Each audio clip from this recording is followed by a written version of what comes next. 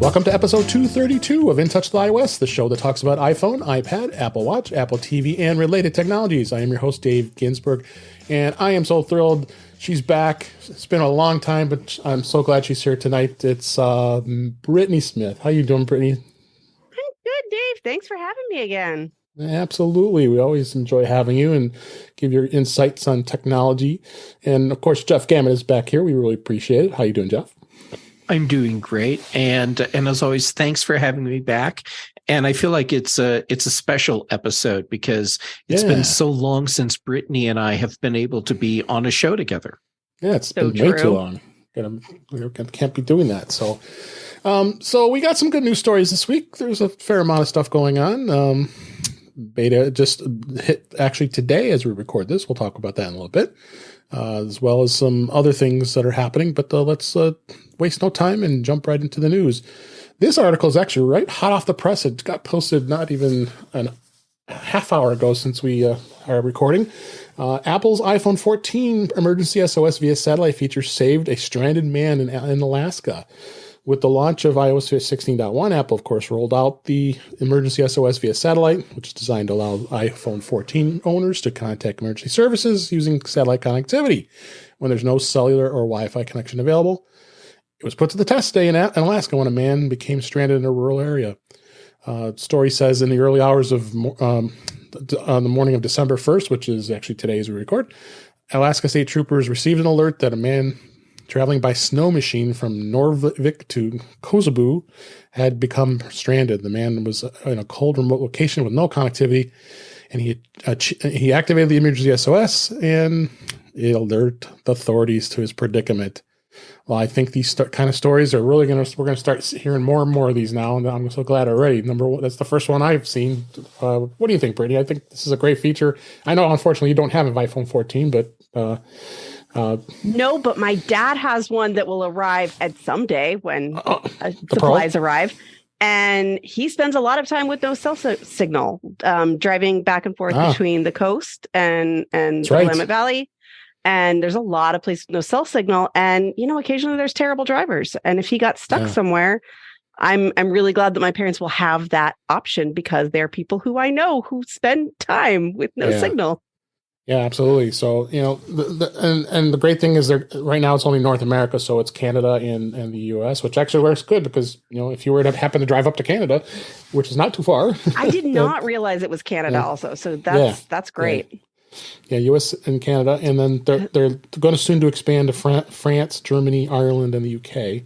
So, Jeff, what do you think? I think we've been talking about this for all this time now, and God, this is great stuff. Well, it's great to see it in action and see it working correctly. Yep. I have to say, I'm sure there are people on Apple's PR team that when they heard that the first successful use of this was in Alaska, were like, yes, because if it had been like Golden Gate Park, it would have been okay. How do we spin that? Might be a problem. That might be a problem. There's cell service there.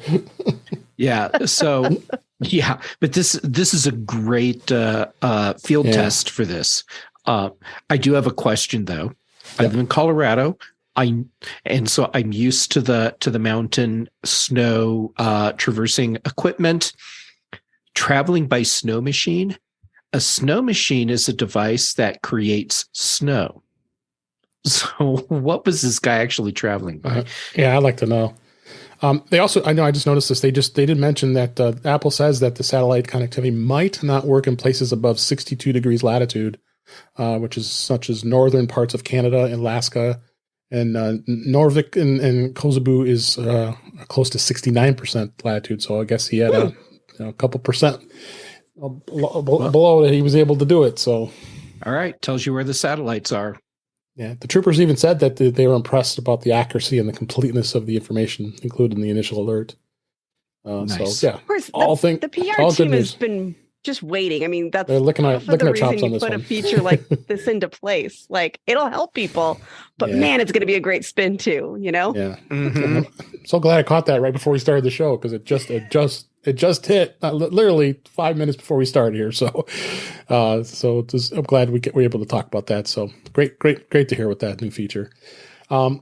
Next story here. This is from our friend Andrew Orr. Actually, he wrote this article. Apple Watch Series 8 accounted for half the smartwatch market in Q3 of 2022. The global smartwatch market grew in 2022. Apple accounting for roughly half of the overall shipments, thanks to strong sales of the Apple Watch Series 8. So, Jeff, you're in that group because you have that Series 8. Doing my part for the economy. Oh, that's right. I think Brittany has one too, right? Yep. I stay with the 7.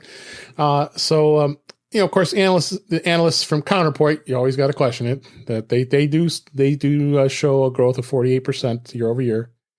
And it's good to hear, and then smartwatch rankings, Apple about 50% of the market that's showing here. Again, we're depending on these guys to do analytics. So what do you think, Brittany? I don't pay attention to these a lot, but I was actually surprised it was only 50. And that maybe speaks to the people I'm around most of the time. Like, this is worldwide, blah, blah, blah. Yeah. But I know lots of people who don't have any. And I know like 2 people who have ones that aren't Apple. So, but then again, worldwide, all that stuff. Yeah, they were going through a lot of. Andrew did go through a lot of the analytics of over worldwide, as well as Garmin, comparing them, because they're obviously the dominant in the watch market for all their accurate stuff that they offer. So, what do you think, Jeff? Okay. I love seeing stuff like this. At the same time, I take this data with a hefty grain of salt because Apple does not share this information, right. So it's all extrapolated. That said, anecdotally, I have noticed people that I know that have older Apple Watch models, and I'm talking like Apple Watch OG and Apple Watch 1 and Apple Watch 2, that are saying, okay, now it's worth getting a new watch for me. And so the fact that there's a lot of people apparently buying these, okay, I guess I have my anecdotal evidence to back that up. Yeah, no, I know. Like I said, the analytics, you question them, and you've taught me that each time I get these articles, you have to kind of question some of this stuff here. So, in the chat room at youtube.com/intouchwithios, we're live as we're recording this. Bob Beach says he loves the Series 8. So there's another testament of how great the Apple Watch Series 8 is. Bob Beach. Yeah, this is kind of late for you. I said, yeah, I'm going to say, Bob, this is pretty late for you. It's like 2 or 3 in the morning, I believe, in the UK as we're recording here. But I appreciate you being up and joining us. So good stuff. Thanks, Bob. So let's go ahead and move on. Next story here. HBO Max, again, has problems with their app. So they're working on an app fix for playback errors on the Apple TV 4K devices. Now, it says they're working on a fix for can't play title errors. Some users have been encountering on the app using Apple TV. It's been widely reported and occurs on all generations of Apple TV 4K using tvOS 16.1 and the latest Max app. So I don't know if this has been updated yet as of yet, but it seems like HBO has been having a bit of a challenge with or they don't have the good developers that work on this app, because I seem to remember that they always been, in the last few times they've had problems with this, it's just been a really bad experience. What do you think, Jeff? Well, you nailed it. HBO Max app typically is a bad experience. Mm-hmm. And they'll fix something, and then pretty soon we realize something else is broken. Interestingly, a lot of the problems seem to be happening on the Apple TV 4K devices. Yeah. So I have missed out on some of the problems because I still haven't upgraded to an Apple TV 4K. Yep. So, yeah, but wow, they need some Q&A people. Yes, they do. Do you, Brittany, do you use the HBO app, Max app? No, nor do I have an Apple TV that can put apps on it. Okay. Oh, you got the 2nd gen or 3rd gen. Okay. The last one before third gen, I think it was. I think that's fair. Grand update. Yeah, it still works. The If it still works for you, everything. You can get access and it to most does things. Sometimes, but a lot of times we just do broadcast to the TV, which now can support AirPlay. Yeah, AirPlay. Yeah. So makes or sense. at our other house that doesn't have that set up, we use a HDMI to USB-C cable and watch on the iPad. Yeah. So let's hope they fix it. Let's definitely hope they fix it. Next story: Apple Music Replay 2022 is revamped with a highlight reel. Apple this week they did roll out an updated Apple Music Replay experience for 2022, showcasing a highlight reel feature. The overall experience has which started to be noticed by Apple Music subscribers on Twitter earlier.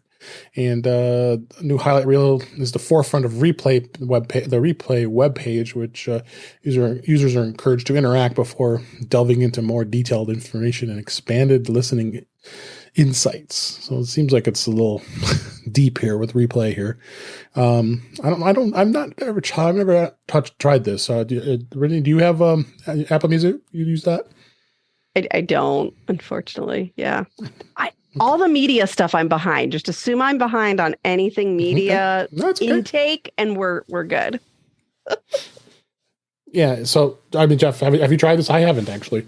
I have. I balance Brittany out because I jump in right away on a lot of this media stuff.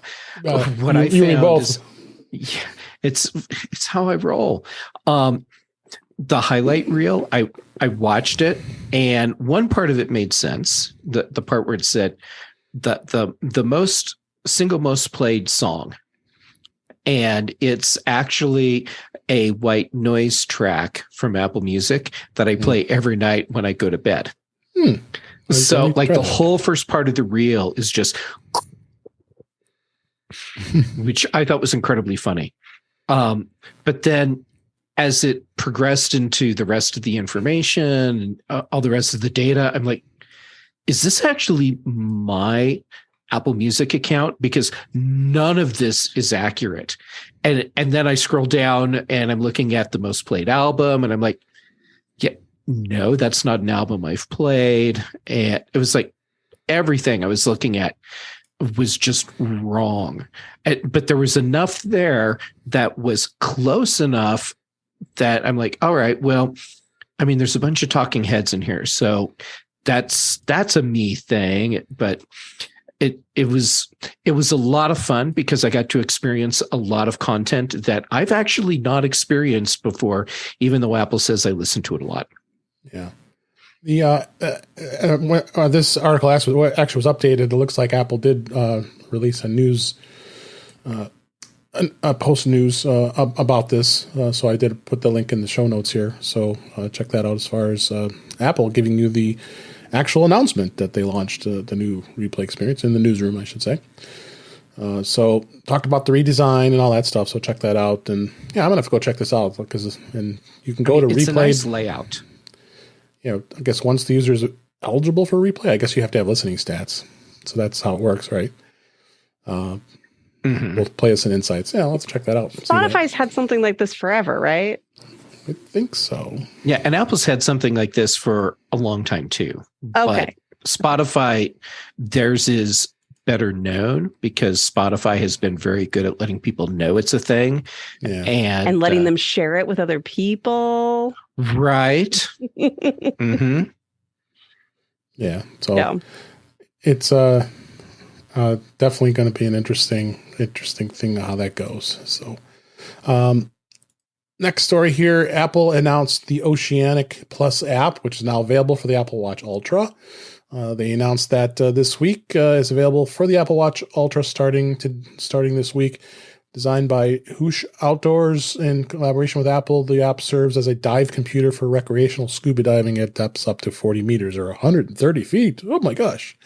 This won't be anything I'll be doing, but this is this is great to see that they're adapting this Apple Watch Ultra for what it was really designed for, is for diving and a lot of sports and being ultra. Yeah. So it is $9.99 a month or $79.99 a year to use and what the users get access to is decompression tracking, tissue loading, unlimited logbook capacity, and more. So I wonder if they let you add it for like just a month here and there. Yeah, you could do it $10 a month and just cancel if you don't want to. I'm assuming. So it'd probably be better unless you're one that scuba dives every month to get your full value. Not here. so much, yeah. Probably not very good on your body doing it that much. But any thoughts, Jeff? Yeah, this is cool. I'm not getting an Apple Watch Ultra because it's so fracking big. Yeah. That's the thing. But I find these features cool, and I kind of want to encourage my dad to get one because he does dive more than I do. And so and do other things like that. So yeah. You know what would make me consider getting one of these? First, it needs longer battery life because it's still not an overnight backcountry device.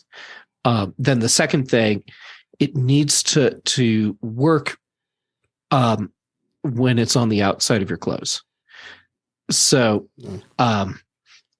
what I would want to be able to do is have every function that can work. I know I can't do like my heart rate and stuff if it's on the outside of my clothes, but put it on the outside of a parka when I'm out snowshoeing, and be able to see everything and use as many features as possible on the watch. Yeah, absolutely. So that'll be V2, I guess. Yeah, maybe. Very, very possible. I mean, there's some things you can do if you go and change settings, because otherwise, how could you use it on the outside of a dive suit? Yeah. Well, we'll see what happens. Again, we're probably not the audience for this, but there probably are people out there listening that are. So I'm glad we talked about it. Next story here. Apple has begun selling several new multi-device MagSafe charging stands from OtterBox and Zenz. This week, actually yesterday as we record, they started selling these multiple device charging accessories for the iPhone, the iPad, the Apple Watch, and the AirPods. OtterBox's choice is a 2-in-1 power bank with MagSafe that will wirelessly charge the iPhone at 15 watts. And also has the magnetic puck for the Apple Watch, Series 7 or Series 8 or the Ultra. $149.95 for that. And then a more basic one, which is a 2-in-1 power bank for the Apple Watch. It was also released by OtterBox. And the final one was actually another one that's by OtterBox. It's a multi-mount MagSafe power bank for another $150 here. And Zenz, I guess, this Zenz has a 4-in-1 charger, which will also charge the iPad 30 watts. But that there hasn't much detail on that yet. So it's good to see that we're getting more and more these types of chargers, because, I like the fact of having a stand and it's all in one place, and you just put my watch here, put my iPhone here, and if I have to, I'll put my iPad there. So what do you think, Jeff? I think that if you charge your Apple Watch and your iPhone on your nightstand, you need to get something like this. Yeah. It's just so nice at night to be able to set my iPhone on the charging mat and then put my Apple Watch on the little charger, holds it upright. So now it's my bedside clock. And it sounds like just like a frivolous thing, but when you have it on the nightstand, it is just so nice.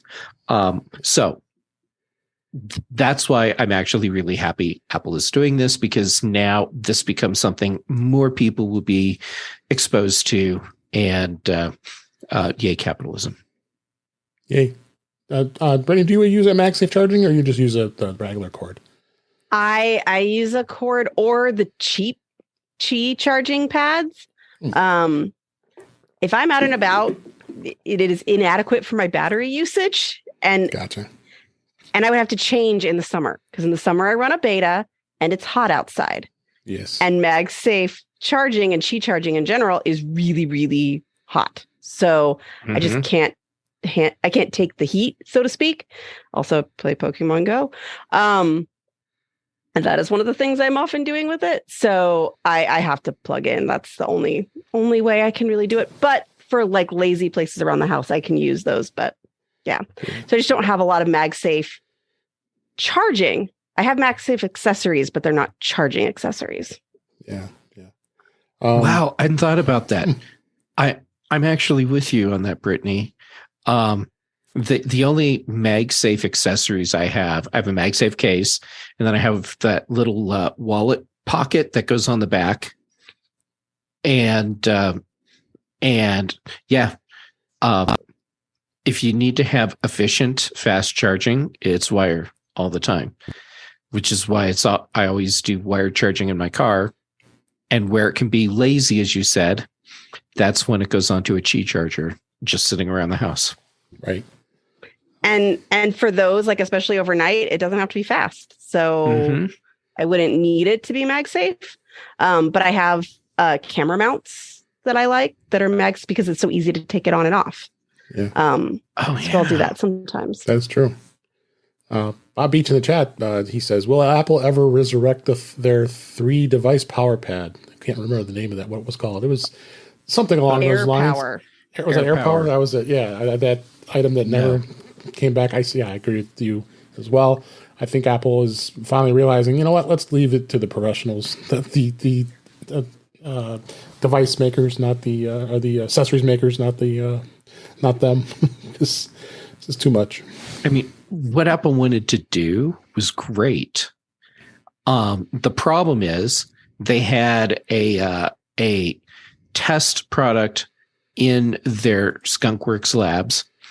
Yep. And they had a keynote event where I forgot who did announcements like the day before. It's like Samsung or something. Mm-hmm. It was also that a whole bunch of stuff got leaked from their brand new stuff. Right. And they needed a surprise. Yep. And so they announced this. And my guess is that if it wasn't for the confluence of events that led to them to just dropping that in at the last minute, we would have never, ever heard of this product, except like 10 years, 15 years down the road, someone talking about, in retrospect, when we were working on cool stuff in the labs, we did have this one idea. It's too bad it never worked out. It did crop up a few places in code, like references to it, but we wouldn't have known what it was about. Yeah. But like, somebody mentioned it, but it may never have made it to a news article because it wasn't a term we already knew. Yeah. Anyway, sorry for derailing. Yeah, this isn't the show where we're allowed to derail. No, we can derail. Oh, Brittany, we can try and derail.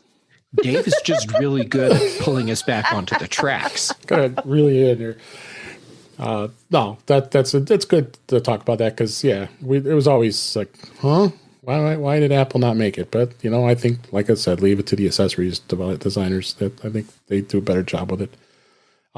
The next story here is Apple announces the 2022 App Store winners, the best apps of the year. I'm not going to go through all these. We'll grab some of them that kind of stand out here. The iPhone app of the year was Be Real by Be Real. I don't know what that is. I do know what that is, and I edited myself. Family-friendly show. Seriously, that was a weird call for the top. That was billing. A really weird one. Yeah. I tried out Be Real because I try out all this stuff. And thank you for doing it, so I don't have to spend my time on it. It's a social network. Jeff. Okay, I couldn't. You're welcome, Brittany. And it was just a totally weird thing.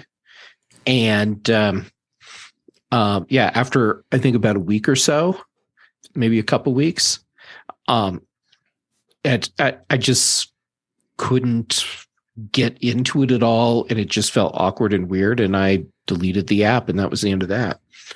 Yeah, it's kind of weird. That's a social network app. Yeah, and the fact that you weren't sure what it was at first. Right. That should tell you enough about the app and the service. How could it possibly have made it to this point? We're in that echo chamber and you didn't even know what it was. I recognized the name and I couldn't place it. So I had to do a search really quick. And then I looked at it, I was like, oh yeah, I remember people talking about that thing. And I get it, like a reaction to the let's get extra pretty and pretend like I just woke up Instagram lifestyle. Mm-hmm. But I get that. But at the same time, it wasn't really a good enough foundation for an entire network. Yeah. No. So I'll mention just a few others here. There's a long list here. We don't need to spend all this time on it, but GoodNotes 5, which is GoodNotes is a great note-taking app for the iPad. That's always been a crowd favorite. It's my number one most used iPad app. Yeah, a lot of people like it with note-taking and PDF markups, and yeah, it's a great. It's got a great ecosystem. Does have in-app purchases, so you can expand upon it, and it's full. Yeah, you could buy a full version unlock for $9, and then you don't have to deal with the license. So you buy a one-time deal, and then you're happy. 4.8 rating. So yeah, you really can't beat this at all. So it's also available on the Mac as well as the iPhone and the iPad. So you go across the platform in all three. That's critical for a quality notes app. Yeah, so you're going across the board here, just like Apple Notes, which I use a lot. Same deal here. So there's some games here, and we're not much of a gamers here. I won't go too much about it. There was some cultural impact winners, which they say have made a lasting impact on people's lives and influenced culture. I'll pick one here. How do we feel? Not sure what this is. Emotional well-being journal. I didn't know about this app. And it's got almost 4.9 out of 5 stars too. So might be something to check out because I don't think anybody here on the panel used this before. I don't think I haven't. No. So good way to discover apps when Apple does this kind of stuff here. So, but good to see. I always like every year towards the end of the year, each year that Apple does this, and we get to find out, what impact a lot of these apps have made. So, next story is Apple won't shut down the App Store Connect for the holidays. Andrew Orr wrote this for us on Apple Insider again here, and that's unusual because usually Apple does shut down for the holiday season, and it's usually the week of Christmas and New Year's to do some to submissions and to updates during the holiday period. But I guess they opted to allow it to happen. Didn't that happen last year also? Did they? I don't recall. I think last year was the first year they did that. And it makes sense that even if this is the first year and I'm just misremembering, Apple has a large enough staff across multiple countries. Right. There's no reason why they can't have App Store Connect open through that traditional end of year window when they're closed. Yeah, it only makes sense here. So, any thoughts, Brittany? Yeah. No, not really. All right. Let's go ahead and move on to the last. Hope people can get their vacations if they need it. Yes, let's make sure they do get their vacations. And last story of this week, iPhone users can now share their digital car keys with Pixel users. Wider Android support coming soon. 2020, Apple did introduce a digital car key feature that allows users to unlock and start a compatible vehicle by bringing the phone or Apple Watch near the driver's side door. Car keys are stored in the Wallet app, same way as a credit card. Feature is limited to select BMWs, Kias, and Genesis vehicles. So Apple has been working with the the engineering task force and others to establish an industry standard for sharing these digital keys across platforms. And this is great to hear. Hey, our Android fans, especially Pixel, a lot of it's a perfectly decent. Pixel's an obvious place to start because it has the same programmer and releasey person. So this software is and hardware. Oh my gosh. Yeah. Exactly. So no, this is good to see. I think slowly but surely we're seeing more cross platforms. But I think messages is the next one. I think really has to happen at some point. I know that's a big topic, but it's the way to make it a real thing instead of just a thing you say at a keynote to sound impressive. Yeah, I agree. Yeah. So good news. Glad to hear it. And our friends with the Pixels can unlock their cars. I can't do it. I don't have a car that does it. So, but all right, that's the news for this week. Let's go on to our topics. Update now. Apple did release iOS 16.1.2. It's another minor bug fix update that comes 1 week after the release of 16.1.1 and only 3 weeks after 16.1 came out. It's which of course we know added iCloud shared photo library, Matter, live activities, and more. They really didn't get too much into details other than it did fix the crash detection optimizations in the iPhone 14 and 14 Pro models. Improve connectivity with wireless carriers. That's important. So that's really an important thing to fix, I would think. But I don't know. I have to go into the support articles. When it first came out, they said, well, details are still waiting available. It says details available soon on Apple's support site here for security updates. So as I said, everybody go out there, update. It's so important to jump on this. Apple doesn't release the .1 or .2 version for no reason. So, but of course, Brittany's on beta, so I am, yes. But go do it. And speaking of beta, as we record today, it was just released a few hours ago. Apple seeds the fourth beta of iOS 16.2 and iPadOS 16.2. Did you already update that, Brittany? Yes, I saw it in your document. I was being good. And I was like, well, I should update. I checked yesterday and it has not crashed and burned in the last 4 hours. I also couldn't tell you what's different. It's saying there really isn't any noticeable additions to what it's updated, and that's generally the case. I mean, I think we're getting really, really close. I know they wanted to release 16.2 in this month. We're at December 1st.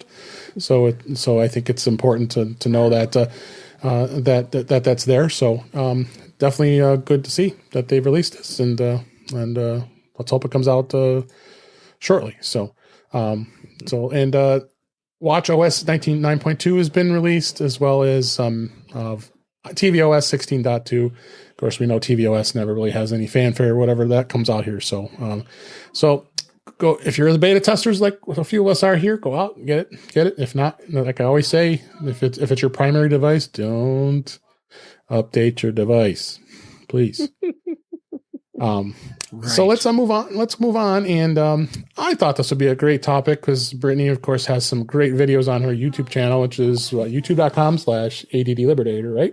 Did I say that right?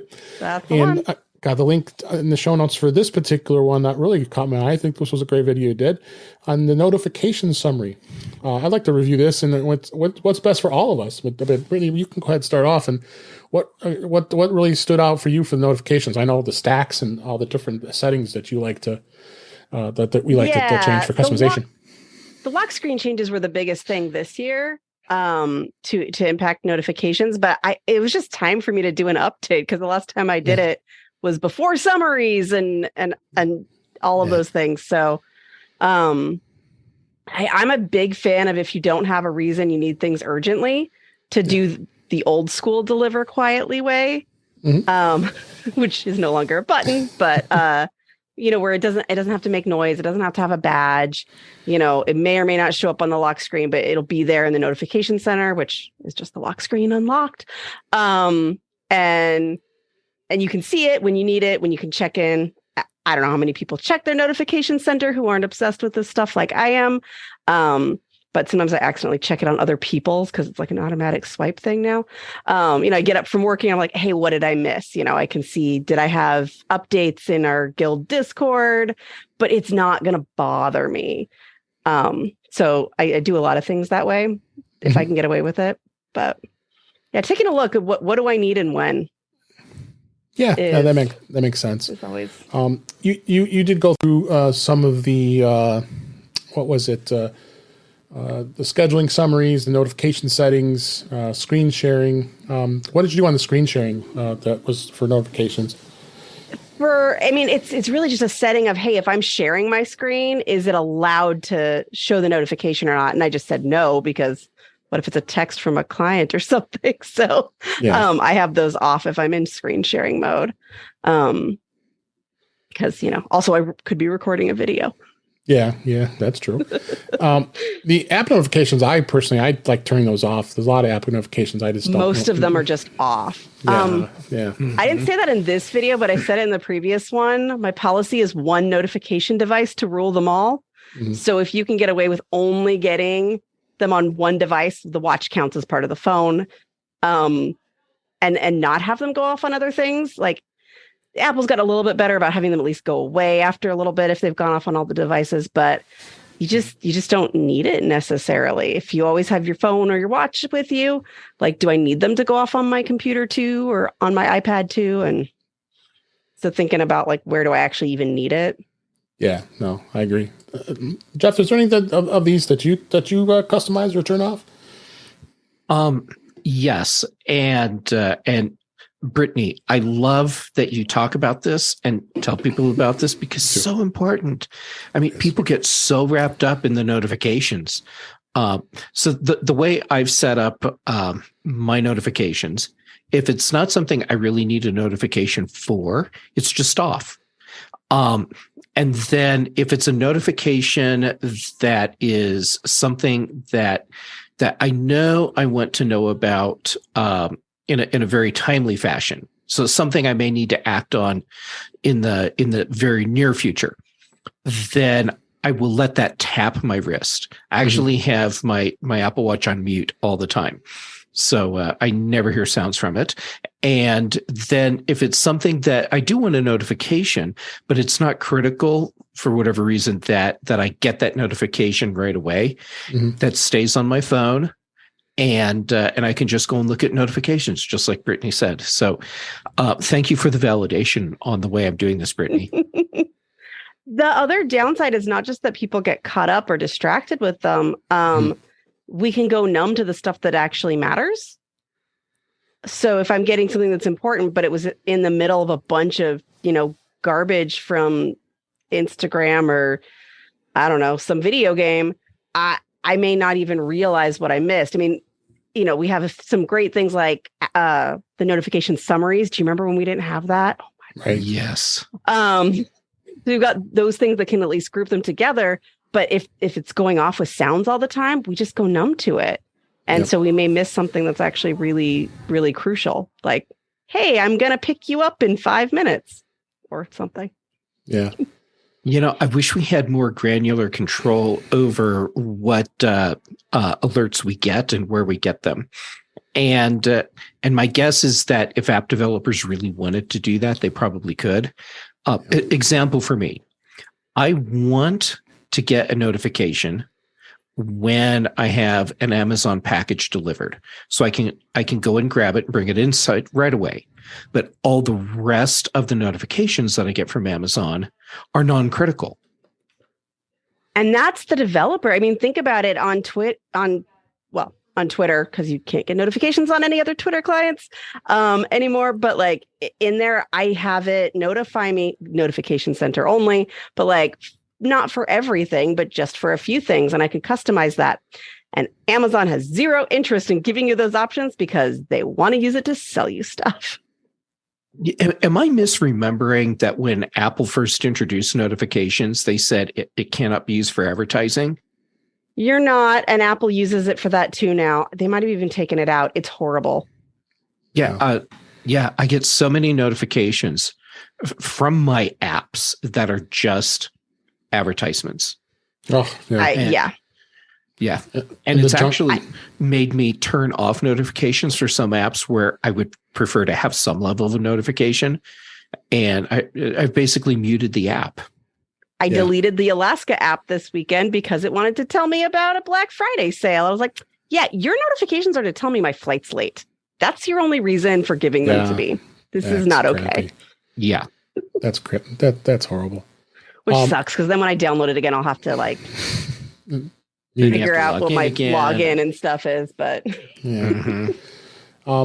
but I like what they did in iOS 16 with the change in the notifications, the way they're displayed. We have the count. I don't know how practical that is. Did you like that? It's also wrong. Because so you're it I have only 12 counts. notifications and that's it. And then you tap it and then it brings them up, right? So if you're in focus mode, right, only the things that you've given permission to show up above the fold, for lack of a better word. Otherwise, you have to swipe up to see the rest of them. Yep. And and so that count only has the ones that are allowed to go above the fold. Yeah, that's great. So it could say I didn't know that. and you could have 6. I'm not a fan of some of the changes that involve the lock screen. But that's because I want my notification center to actually be a completely different area than the lock screen. I want my lock screen to have that nice, pretty separation so I can see my pretty lock screen. And I want the notification center to have nothing but notifications. And I miss that. Oh, yeah. Yep. Because you still have to do that swipe up to like get to the rest of them, like the extra swipe.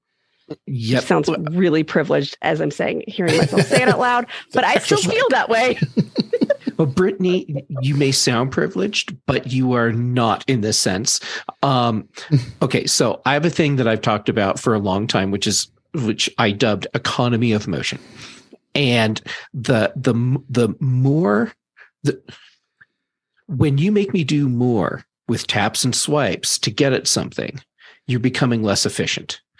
And Notification Center now has become horribly inefficient because you have to do a swipe and a tap and then another tap. And then finally you get to see the things that you were going to look at initially. And now you have to tap on the one you really wanted. And there's a lot more going on with taps and swipes now, like significantly more than we had prior to iOS 16. So yeah, I'm not a fan of the way Notification Center is working. And I legitimately don't mind it on the lock screen at all, but that's not how a notification center should work. And when I think about people like, okay, I'll be honest, my parents, and how many notifications are in their notification center that they do not realize are there until Brittany does her periodic pruning. You don't need this one, do you? Mostly because if I don't, my dad will never get back to my text messages. But and they have no idea that they're even in there. Now that you have to swipe up an extra swipe, how many people will not have any idea what's there if they don't know they're missing something to even swipe up for it? Yeah, I've fallen in the habit of not swiping up regularly. Mm-hmm. And so when I do, I am always surprised at what I'm seeing. I'll be honest. My video complaining about this feature is my most popular video I've ever made. I can believe it. I can't. Maybe it's just because YouTube loves negative. I don't know. I'm not normally negative. If it's something you don't like, you got to tell it like it is. Gotta call it out. Yeah. Anyway, the announce notifications. I don't use that. Do you? You do use that? How do you use that?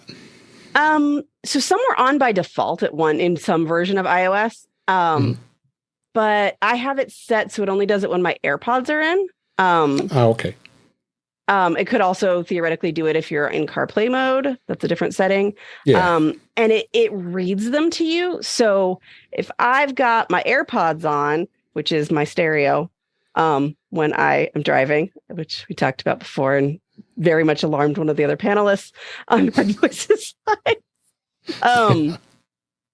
It's going to read my notifications. I don't have CarPlay and I don't want to look at it. And I'm on a 2-hour drive. Right. And so it's really handy to have it listen, like say it out loud to me. And then it will pause. And if I talk during that time, it's Siri's going to automatically do an offer to reply to somebody. Not offer, but if I say, hey, reply, I don't have to do the whole hey incantation first. I just start talking and then I can do that interaction. You can do it for a lot of different apps. Messages is the main one I have it for though. Okay. I forgot that it is turned on by default. And I do my messages on CarPlay are read back to me. I see you can turn off reply without confirmation. So that's kind of dangerous because it should read back to you. And then, well, you don't have CarPlay. I don't have that turned on. And I'm telling you, it did that to me the other day anyway. Did it? Okay. And I don't know why. I was like, oh, fine, whatever. Do you use this feature at all, Jeff, for the notifications? I do, but I don't use it a lot. And it comes back to the same thing I said already. I want more granular control. So, for example, let's say I get a text message from Amazon telling me that there's some special going on. I don't need to hear that. But let's say my mom or my dad sends me a message. I probably want to know what that is right now, and I want to hear it right now. You can control it by app. You may not be able to control within the app, but you can say messages is allowed to announce, not Amazon. Well, yes, but what I mean is like I want the granular control so that I can say this person, when they message me, go ahead and play it in my head for me. But for everyone else, don't. Or how about you never tell me if somebody sends me an image? This is not going to help me in any way, shape, or form. I can't look at it. Right. I don't care. And then it's my actual least favorite part is when it's a really long message, it won't automatically read it. It'll say you received a long message. I'm like, hey, how about you read it to me now? Right. It will do it if you ask directly, but this is exactly what you're for. Right. And the other thing is where it'll read a message up to a point, and it'll stop like mid-word because that's all it had for whatever its preview thing was. I've had it do that too. Oh. Yeah. So I don't know what the parameters are where it's between reading you the message and telling you have a long message. But I have had it where it goes along and then whatever preview I would have seen in notifications where it stops after like the second letter of a word, that's where the speaking stops too. Yeah. Oh, that's adorable and terrible. I know, isn't it just so precious? It is very precious. Oh, S person, you're adorable. Yeah, bless your digital heart. Yeah, that's right. We could go on and on with this topic because we have such passionate thoughts of what this, the way this should be set up. But I would like to make sure we hit on a couple other topics here. And focus mode, that's the other one that I know Brittany, you use a lot. I should use it more, and I don't. And you've got it all set up, the focus mode. I know I've got a link in the show notes here from OWC Mac Sales. They have a great guide that they just created here. Using so you basically set up the 4 different sections there: the do not disturb, personal, sleep, and work. Do you utilize all those? I have my own. Sleep is, I think, the only native one that I use. Oh, okay. And do not disturb, the old fashioned do not disturb. I have, and I don't even use sleep sometimes the way it's intended. Anyway, I have one for wind down at the end of the day, not what Apple calls wind down because they turn on your sleep focus mode, which is not what I want. But I called it wind down in honor of the intended wind down.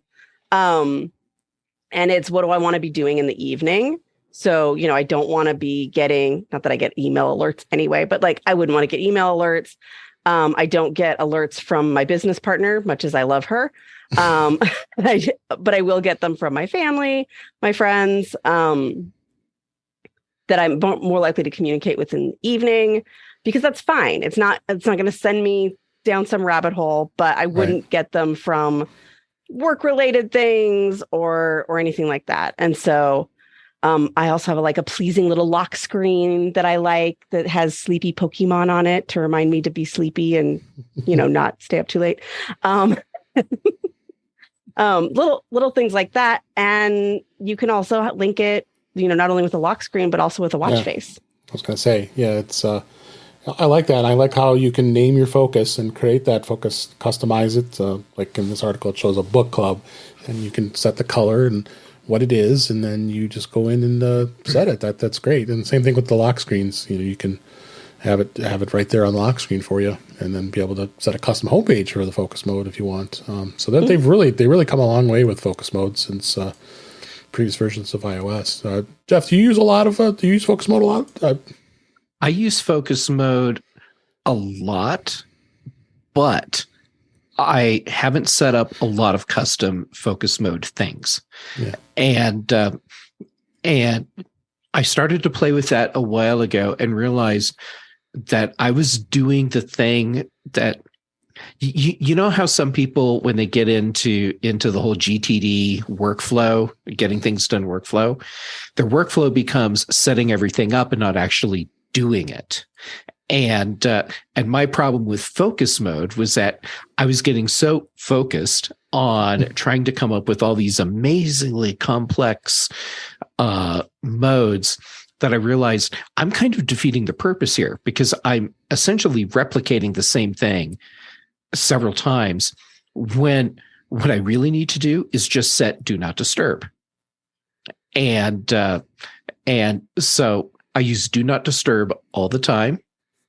And then sometimes I use the sleep one, but like you, Brittany, I'm not using it probably when I'm in bed. No. I use it when I'm actually going to sleep, but not for my hey, chill out, get ready for bed.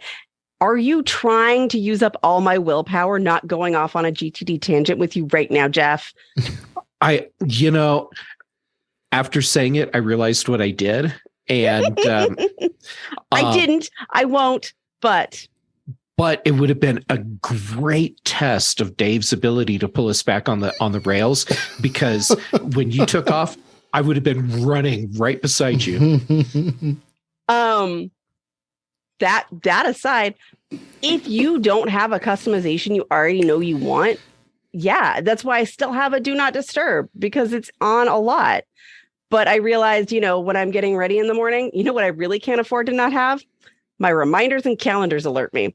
Because what if I forgot about something that I'd put in my calendar and I'm getting ready in the morning, right? So I let it in, right? I'm getting ready. I don't want that when I'm asleep, but while I'm getting ready in the morning, I for sure want one of those things that I set for myself a while ago to actually do its job and remind me of that thing. Yeah. So I have a special one for routines that's going to let reminders, specifically just reminders and calendars in. Okay. So Brittany, what you're doing right now is helping me work through I'm trying to create a problem where I've already built the solution, sort of problem that I was having with some of the focus mode things I was doing. And what you gave me is a perfect example of where one of the custom focus modes that I wanted to create would actually be useful. And this is the way to do it. So thank you. You're very welcome. And I even charge you for it. It's amazing. Yeah. Well done. I'm totally teasing you, Jeff. One last thing I want to talk about with focus mode. Ozok17 in the chat mentioned about driving seems kind of neat. I think he meant driving focus. I think that's an important thing to have in most cases, because you should be focusing. And then if someone sends you a text, and instead of it going through, it actually, the focus mode automatically sends a text say, "Hey, I'm driving right now. I'll get back to you as soon as I'm not driving." I don't know if you've set that up before, but I was on at one point, but I turned it off. I deleted it so fast. Yeah. And it's not, I don't want to be looking at my phone. Of course, I also usually have my AirPods in, so I would have gotten it auditorily. In one ear, of course. Yes, in one ear.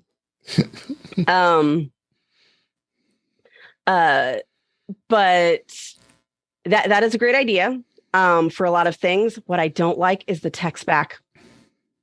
Because I don't want to create a world where the only reason I didn't respond to you immediately was because I was driving. Okay. I don't want that to be the social norm. Now, that is not about how you should use it. If you want to use it that way, that's fine. I didn't like the feature existing because I don't like encouraging that. Okay. Yeah, the problem for me with the driving one, and I did use it for a while, all the way up until I got a message that I didn't know about that told me, "Hey, I know you're on the way, but I had car trouble. I'm not where you're expecting me to be. Can you please come get me here?" I show up at the wrong place. because my phone didn't tell me about the message. And I mean, luckily the two locations were close enough that I was able to show up where I needed in a reasonable amount of time. But at that point, I was like, okay, well, this person isn't a VIP. They're not going to be a VIP. I'm just turning this off and never using it again. Now they do have that option of if you display it, someone can say notify anyway. Yeah, right. Yes, which I have, but Apple already lost me on that one. Right. No, I know, I get it, but that is the reason that exists. I am torn on it because yes, it is nice to have that happen in an emergency. Right. But also, like, I've accidentally hit it on somebody else and felt terrible. Yeah, it's really easy. Didn't have a confirm, and I don't know if it's happened recently because I haven't accidentally done it in a little while. But like, I don't know if I want to give other people that authority. Like, I assume you will do the normal thing and call twice if it's that urgent. Mm-hmm. Yeah. So I don't know. I have mixed feelings about it. I don't even remember now which of my focus modes have it enabled or not. Yeah, I mean, I'm glad it's there. And I have a feeling for a lot of people, being able to have their phone automatically go into focus mode when they start driving is a really good thing. Yeah. And for me, someone who knows that I don't need to look at my phone. If it's really important, I'm going to get a tap on my wrist and I'll look when it's safe. But that's not everyone. So I'm glad we have options. Yeah. Yeah. Absolutely. And you can use the driving mode without the text back feature too. That's true. Another thing about the notify anyway, my mother-in-law, when I had that on, she, bless her heart, she's like, "Oh, I didn't want to text Brittany because it said not to bother her right now." It's like, no. Right? That means it's okay. You won't bother me. You just won't be able to respond right away. Yeah. So I know at least one person who it didn't click. The messaging did not click for them. Yeah. All right, let's move on and go on with a couple more topics here I'd like to hit. Jeff, you turned me on to this, and I can't believe this website. So I really wanted to talk about it briefly. Oh, yes. I'm glad Addcontent.xyz. And at first you sent me the link to the all Apple keynotes. Basically, the way this was set up, and I just by me observing here how it works, they've set this up where this context, you just type in a word and it automatically goes to YouTube and it looks for a specific topic that you type into that search box. So you type in, let's say, iPhone, it'll say, "Oh, we talked about that at WWDC 2015. And it'll actually go to that part of the video and actually play that part of the video that talked about that. And it's like, holy cow, this is like insane. Mm-hmm. So I kept doing, like, put iPod, so it went back to 2012. You can put phrases in too, and you can put phrases in as well. Yeah, you could actually type in a phrase, and it actually brings you right to YouTube and any of the videos that are, which hopefully you assume that those are still out there, as I know Apple was pulling a lot of them down. But yeah, this is just pretty awesome. And it's not just limited to Apple, but you also, if you go to their main page, they have like different libraries, and the people are jumping on this all the time, like Marcus Brownlee, MKBHD. You could search. I mean, he's got thousands and thousands of videos. Anything he talked about, you could just type a word or a phrase, and you can find out what he talked about, and it grabs right to it. Mr. Beast, that's a big YouTube guy. I think he must have 90 million followers or something like that. Wow. I don't know what it is. It's pretty phenomenal that he has all these followers. So yeah, just this video, I just type in, he's got 114 million views on this video. I was like, holy cow. Yeah, he's got 115 million subscribers. Must be nice. This is amazing. This is a really, I like to know about these guys and how they created this and the back end of it. And it looks like they're adding more and more content as you go here. Because you can contact them and you actually say, "Hey, can you add our video content in?" And no, I don't have anything, but yeah, there we go. I want to click on the best of Elon Musk. So enough of him so check that out. It's links in the show notes. I think this is super cool. And thanks for finding this, and Jeff, it was sure. I'm guessing Best of Elon Musk is showing him accidentally breaking the window on his truck that still isn't shipping. Exactly. All right, so let's a few more here. I wanted to talk about password managers. There was a big story that broke this week that LastPass, again, latest data breach exposed with some customer information.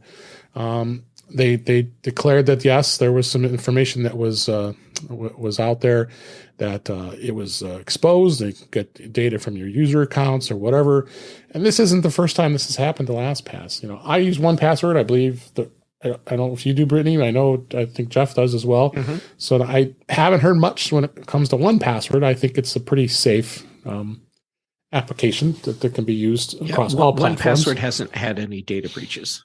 Ever. Yeah, nothing crazy like LastPass. And I mean, once, okay, it happens, but twice or more, shame on you. I mean, this is just. I mean, LastPass has really gone downhill since a lot of the changes that happened to that company. So I just wanted to bring that up. Yeah, I wanted to bring this up. I was just about to use it for something. LastPass? I'd recommend that you not. Something. Anyway, that's what this organization I'm working with uses, and it's either that or emailing them my passwords. And so, yeah. It's a whole thing. I put another article here in the show notes that also talks about over the last 8 or 9 years who has had breaches. It did list something with 1Password. I don't think it was anything really big. But the 1Password thing, it wasn't a breach. Really, it was a security flaw that affected all the password managers on Android. So, okay. So LastPass was lumped into that one as well, and that's the one where I'm willing to give all the password managers a pass, if you will. Yeah. Because I think that one was actually out of their control. But they all did what they needed to address the issue in Android right away. So that's good. Yeah. So got that article in there as well as the article about LastPass. So check that out. So next thing I want to talk about. Yeah, you should. I wanted to talk a little bit about the iPad 10th gen. I haven't. I've got one at work. I haven't actually opened it yet, but I want to take a look at. How it performs. I mean, I have an M1 iPad Pro, so. But our friends at iFixit, they shared a video. Actually, this was today as we record this. The actual video teardown of the new 10th gen iPad, and it did a closer look in the tablet. There's a revealing why it lacks support of this 2nd gen Apple Pencil, because that was the biggest beef of this. Not only is the fact that it still has a Lightning connector, but it does support the Apple Pencil, but you have to have the 1st gen that plugs it into the bottom like a crazy thing. So as they suspected, the teardown showed components for the iPad's landscape positioned front camera occupied the space where the wireless charging coil would have gone if they would have supported the 2nd gen Apple Pencil. Well, I guess they found the landscape mode of the camera was more important than supporting Apple Pencil 2. And they also confirmed that the iPad has a stretch release battery pull tabs like the 5th gen iPad Air and 6th gen iPad Mini, making easy for the repair shops to replace the battery, which that's a good thing. At least we added that. So, but again, disappointing that it still has the Lightning connector. It's the only iPad left in the line that still has that. But good. I'm glad that we were able to clear that up for us. And at least you make a decision which one you want. I get people all the time asking me, should I get the iPad Air or should I get the iPad 10th gen? Like, $150, just get the Air. Come on. I mean, it's that iPad is so worth it. I mean, for what it does, and you're not paying the high price of the Pro. So, do you have any thoughts? And the 9's not a bad option. currently either. For the ninth gen, which saves you a lot of money. They kept that around. So I have a friend who has been in denial about her vision issues for a long time, and was like recognizing them and stuff. And I put together a fund from our friends. This is when I did not have enough money to have funded it myself, but I was like, this is what she needs. She needs an iPad. She needs a thing she can zoom in. And so we were able to get the bottom of the line at the time, which was like a really, really good thing for her to have at that point. And like it changed her life to have access to this, but I don't know if I could have gotten together enough money for so I'm really glad they keep around a bottom one, because the processors aren't improving that fast anymore. They're improving, they're good. We get upgrades, but they aren't improving that fast. And so older ones really can last a long time. Mm-hmm. And the fact that they still have one for sale that, you could order and ship to somebody who really needs it. Like, I'm glad that they still have those. Yeah, absolutely.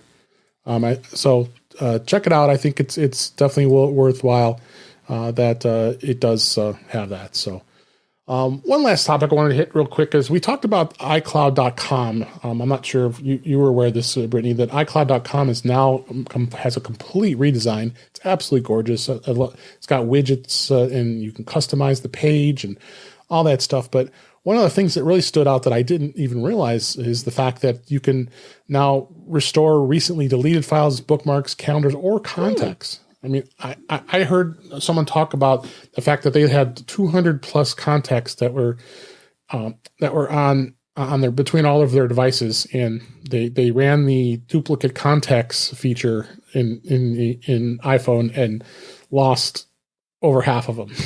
Oh my God. Yeah, so it's like, holy cow, let's panic here. How do you go and recover this? And you thought about it, it's like, oh my God, you might be out of luck unless you did a manual, like unless you had actually exported all your contacts into a file, which I highly recommend that you do that even if you have 40 or 50 contacts, whatever amount of contacts you have, many of us have hundreds, you should have you should run a backup, export it on your Mac and then have that, just in case. I do that all the time. But what you can do is you can go under the advanced and click any one of the restore links under advanced in the iCloud sign in here, and it does give you does give you the option to be able to go in and restore it, which is just pretty incredible.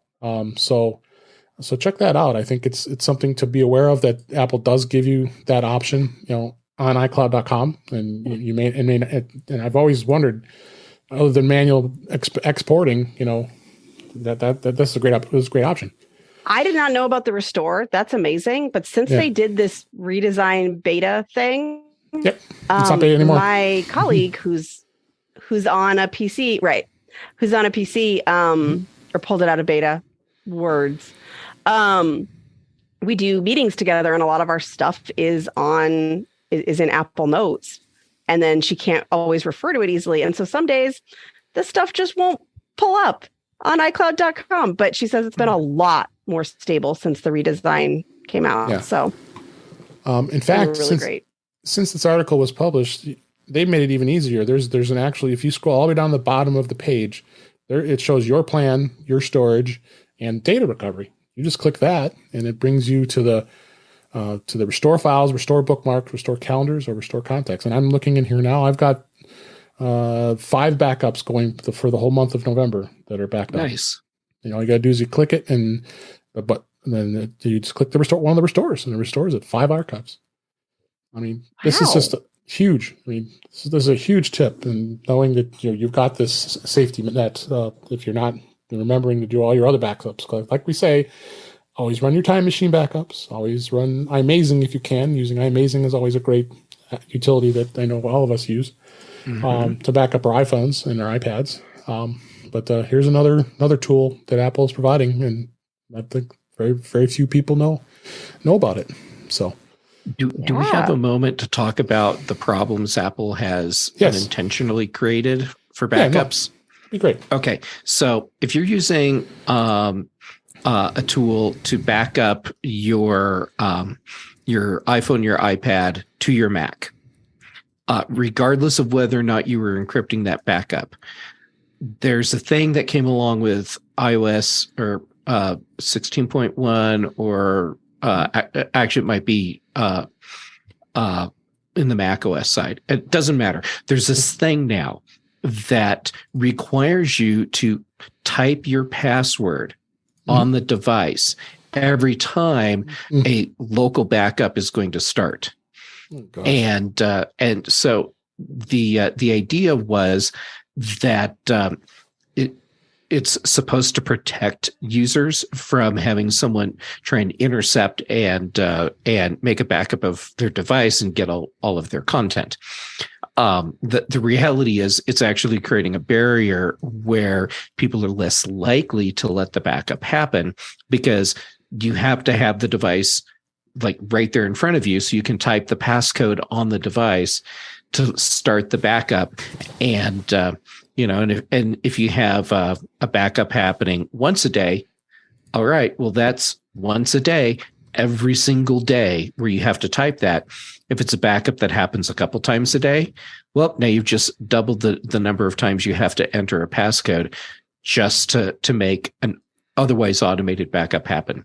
So be aware of that when you see that popping up for you. It's a thing, and it's Apple's fault. Yeah.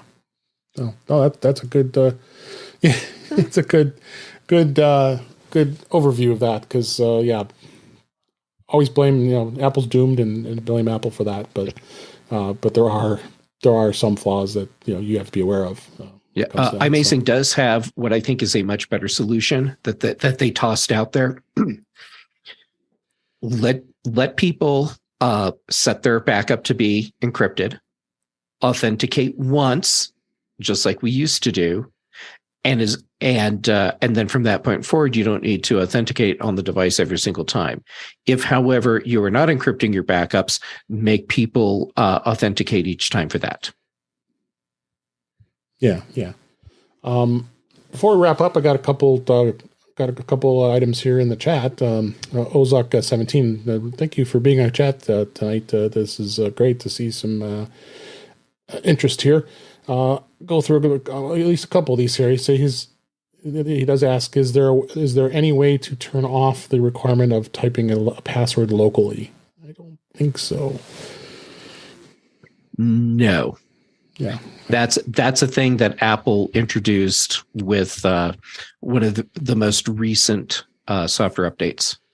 Yeah. So it's a thing that we are just stuck with until Apple changes it. Yeah. And he did say that he should figure out how to export specific context. So you're probably better off just exporting all of them, because otherwise you're going to be really pulling out your hair doing that. One other thing I'll ask is, he asked about using keychain or keychain access. I'm not a huge fan of having to use that as a primary way of using password storage. You could use it as a secondary. You like it? Yeah, when I didn't get the other one set up in time, I just kept using the keychain one. Yeah, I use both, and the good thing about it in the iPhone, you go into the passwords settings, and you can actually tell it to offer you passwords from 1Password as well as the keychain. There's nothing wrong with keychain, and I love that it's there, because Apple has reduced the barrier to entry for password management, and that's a really good thing. For people like me and Dave, where we need our password manager to do much more than keychain does. Right. Well, great. That's what Apple has always called a third-party opportunity. And in this case, that opportunity has netted 1Password some money. So, if you're feeling kind of intimidated jumping into password managers, keychain. And if it can work well for someone like Brittany, it can work well for pretty much anyone. Yeah, that's right. Meaning it has to be robust to keep up with your needs. Yeah. And occasionally I do have to look it up because, I don't have it saved into Chrome. Like, sure. on the occasions I use Chrome. But my 1Password has gotten out of date. Let's put it that way. Yeah, it can. It's very easy to do. So with that, let's go ahead and wrap things up. What an awesome show, you guys. Thank you so much. It was a lot of fun. Thank you to everybody in the chat room that joined us this week. That's so exciting. Glad to see you. And Ozark 17, very active in the chat. Thank you for all your great questions. Sorry I couldn't get to all of them, but we tried. But thank you for being here, and for everybody else that was here. So let's go ahead and wrap up for this week. That's a wrap for this week. Please send your comments, questions, and suggestions to our email address, which is feedback@intouchwithios.com. You can follow us on Twitter @intouchwithios. Support the show by buying me a coffee at intouchwithios.com/coffee. We'd really appreciate it. You also can become a patron of the show by going to patreon.com/intouchwithios. We have 2 tiers available to support the show. We would really appreciate it. Make sure you like, share, and subscribe so you are notified when we are live streaming, which is usually at 8 p.m. Eastern Time, 5 p.m. Pacific on our YouTube channel, youtube.com/intouchwithios, where you can watch the show live and also listen to past shows and watch the past shows. Visit In Touch with iOS magazine on Flipboard, where many of the topics we discussed are flipped into that magazine. The link is in our show notes. You can subscribe to the show in your favorite podcatcher, including Pocket Casts, Overcast, Apple Podcasts, Beamer, so many others. But better yet, go to our website at intouchwithios.com, where all the links to all the ways to listen to us are there. I am Dave Ginsburg, and you can find me on Twitter at DaveG65 and on Mastodon at DaveG65. I think it's mastodon.cloud. So check me out there. And Brittany Smith, thank you so much for being here. It was way overdue, and we had such a blast. Thanks for being here. Where can people find you? Aw, thanks so much for having me, Dave. Yeah. Where can we find you? Oh, yeah, that part. Wow, I am tired today. I'm sorry. On the occasions I do tweeting, it's ADD Liberator. And as Dave said earlier, on YouTube, it's ADD Liberator. If you're interested in any of the other stuff I do, my website is conquer.consulting. Great. Thank you. Check out our videos. They're really awesome. And Jeff Gamet, as always, thank you for being here. We really appreciate it. Where can people find you? It's always fun to be here, so thank you. Okay, I'm Jay Gamet on basically all the socials. So I guess the big ones right now, that would be Twitter, Instagram, YouTube, and Mastodon. I'm on mastodon.social. And then I'm on a bunch of shows. So Tuesdays on Mac Voices Live, quite often with both of you. And then on Thursdays on The Big Show, Fridays on The Mac Show, most Thursday evenings here, which is always awesome. And then also on The Context Machine, Brian Chaffin and I decided to team up again because apparently we just can't get enough of each other. Why not? Right. Thanks again, and thank you for listening. We hope you enjoyed the show, and we enjoyed doing it, and we'll talk again soon.